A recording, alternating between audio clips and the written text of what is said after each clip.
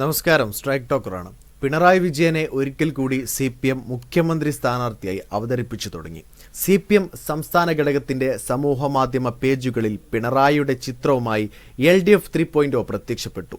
പിണറായി മൂന്നാം ഊഴത്തിലേക്ക് LDFനെ നയിക്കുന്ന വീഡിയോയാണ് CPMന്റെ പേജുകൾ പുറത്തുവിട്ടത്. മുഖ്യമന്ത്രി സ്ഥാനാർത്ഥിയായി പാർട്ടിയോ പിണറായിയോ സ്വയമേ പ്രഖ്യാപിക്കും മുൻപാണ് സമൂഹമാധ്യമങ്ങൾ വഴിയുള്ള ഈ പ്രചാരണം. മുഖ്യമന്ത്രിയായ പിണറായി 2026 LDFന്റെ പ്രചാരണം നയിക്കുമെന്ന് CPM വ്യക്തമാക്കിയിട്ടുണ്ട്.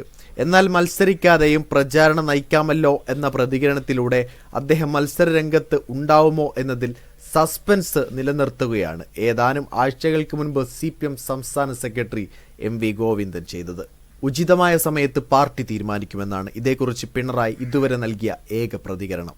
കൊല്ലത്ത് നടന്ന CPM സംസ്ഥാന സമ്മേളനത്തിലൂടെ പാർട്ടിയിലും സർക്കാരിലുമുള്ള നിയന്ത്രണം കൂടുതൽ ഉറപ്പിക്കുകയാണ് പിണറായി ചെയ്തത്.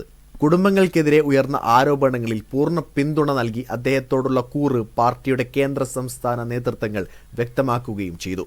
പിണറായി പ്രചാരണം നയിക്കുമെന്നും മുഖ്യമന്ത്രിയെ തെരഞ്ഞെടുപ്പിന് ശേഷം പാർട്ടി തീരുമാനിക്കുമെന്നാണ് കേന്ദ്ര നേതൃത്വത്തിന്റെ നിലപാട്.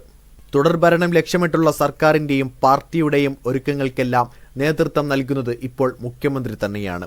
മണ്ഡലവുമായി ബന്ധപ്പെട്ട് ആവശ്യങ്ങൾ അറിയാനും രാഷ്ട്രീയ സാഹചര്യം മനസ്സിലാക്കാനുമായി LDFന്റെ MLAമാരെ പിണറായി പ്രത്യേകം കണ്ടിരുന്നു. തദ്ദേശ തെരഞ്ഞെടുപ്പ് തയ്യാറെടുപ്പുമായി ബന്ധപ്പെട്ട് പ്രധാനപ്പെട്ട യോഗങ്ങൾ വിളിച്ചു ചേർക്കുന്നതും മുഖ്യമന്ത്രി തന്നെ. വീഡിയോ ഇഷ്ടമായ ലൈക്ക് ചെയ്യുക, നിങ്ങളുടെ അഭിപ്രായം രേഖപ്പെടുത്തുക. കൂടുതൽ വീഡിയോസുകൾക്കായി ഈ ചാനലോട് തന്നെ സബ്സ്ക്രൈബ് ചെയ്യുക. This is strike talker signing off.